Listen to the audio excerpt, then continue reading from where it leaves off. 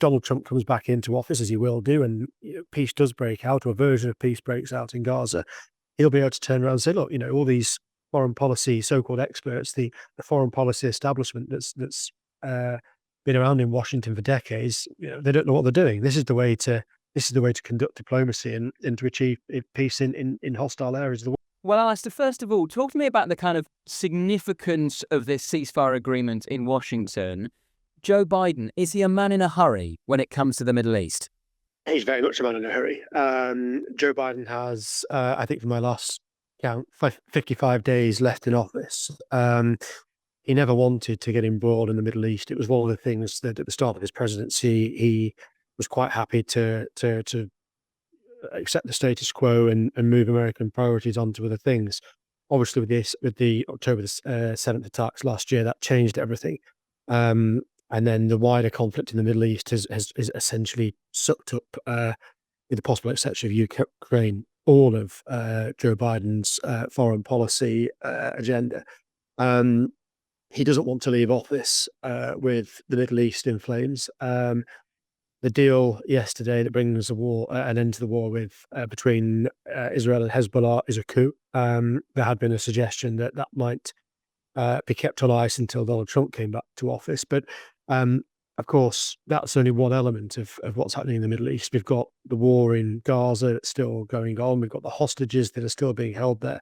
And it doesn't really feel as though there's much sign that that's going to end. And of course, over time, we've seen Iranian proxies attack Israel. We've seen Iran attack Israel. We've seen the Houthis in Yemen become more active and attack American interests. So this whole region, Biden it looks like he's going to leave office with many unanswered questions and many conflicts still raging. Something that he doesn't really want to hand on to his successor for Donald Trump to put an end to and claim that he's the great peacemaker in the Middle East. And I suppose if Joe Biden had his way, this would be the first part of a series of agreements. In an ideal world, he would want a ceasefire agreement in Gaza and a hostage deal as part of that. He would want the normalization of relations between Israel and Saudi Arabia. And then he would also want the establishment or the beginning of the establishment of some kind of Palestinian state. Now, that is all obviously incredibly ambitious. In your view, Alistair, is any of that realistic between now and Trump's inauguration? Well, I mean, there are various ways in which you can claim success in some of those. I mean, the war in Gaza is obviously the priority. If there's a ceasefire, if some of the hostages or all hostages are freed, if more humanitarian aid gets into help ordinary Palestinians in Gaza, then I think he can claim successes in each of those things. And Joe Biden spoke at the White House yesterday and talked about in the coming days there'll be renewed talks try and end the war in Gaza. We've been here before. For which the entire year, Joe Biden's been talking about an end to hostilities, getting the remaining hostages out, and providing aid to the Palestinians. To a large part, that's not really happened. And it doesn't really feel as though there's any movement beyond yesterday's deal to end the Lebanese element of the war. Any particular movement towards peace in Gaza. We'll have to see. It's something that I think he would like to leave office having achieved. As to the other things he mentioned in his 10 minutes outside the White House yesterday, as you talked about there, normalization of ties with Saudi Arabia, well, that seems to be an awful long way away. They seem to be getting close before Hamas attacked Israel last year. But that put an end to those talks. As for the formation of a viable Palestinian state, pretty much every president that's been in office has had a go at unlocking this seemingly intractable problem. And I don't think with less than 2 months to go now before he leaves office, Joe Biden has any real hope of achieving that at all.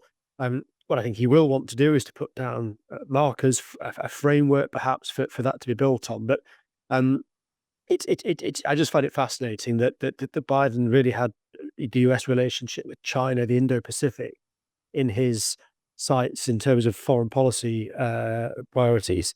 And of course, much like every American president, they end up being dragged back to the quagmire that often is the Middle East.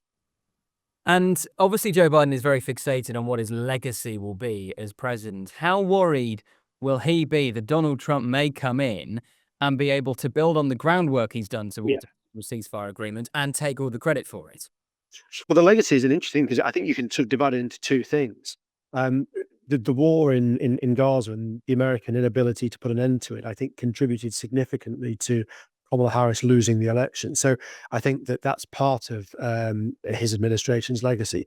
But like you say, looking to the future, I think it's entirely possible that within the next 2, 3 years, there is a deal to end the war in Gaza. Probably before that, the hostages that are still alive and being held by Hamas are released, and the lot of the Palestinians in Gaza improves with the sort of flow of aid and medicine and food and so forth. All of which is likely to happen on Donald Trump's watch now. And Donald Trump has always said, "Well, look, I'm the guy who, when I was in office first time, no war started. Vladimir Putin wasn't invading Ukraine. Hamas wasn't launching terrorist attacks on Israel. The region was relatively stable." So again, if all these things happened under Trump's watch, then I think that'll be a deep frustration to Joe Biden and the people around him who have spent pretty much all year trying to put an end to this war. And just on that, Alistair, is Trump in a better position to maybe reach those kind of agreements? Because, he would say that it was under him that the Abraham Accords were reached. And also, he appears to have a much better personal relationship with Benjamin Netanyahu than Joe Biden does. I think both of those things are true. I mean, Joe Biden was able, I think, to pivot towards his priorities in Asia, partly, and it is only partly, but partly because the situation in the Middle East was calm. The Abraham Accord had been signed between Israel and various previously hostile states in the Middle East. These are recognition deals. The Saudis were talking to Israel through back channels and everything else. So, yeah, exactly. I think if Donald Trump comes back into office, as he will do, and peace does break out, or a version of peace breaks out in Gaza, he'll be able to turn around and say, "Look, all these foreign policy so-called experts, the foreign policy establishment that's been around in Washington for decades, they don't know what they're doing. This is the way to conduct diplomacy and to achieve peace in hostile areas of the world." And just finally, did you get the sense listening to Joe Biden yesterday that he was trying to put as positive a spin on this? I mean, it is an achievement, but was he definitely trying to cast this as I'm going out on a high? I think so, yeah. And look, in fairness, this is the last thing an American president wants to do is to leave office with wars that the Americans are either directly or indirectly involved in, still raging when they step down. So it is a victory for Joe Biden. He's brokered, or his team has brokered this agreement. Let's hope that it lasts and leads to some stability in that part of the world. But of course, the war between Israel and Hezbollah, while bloody and deadly, is really just part of a much wider problem in the Middle East that Joe Biden's critics will say he hasn't got anywhere close to really sorting out.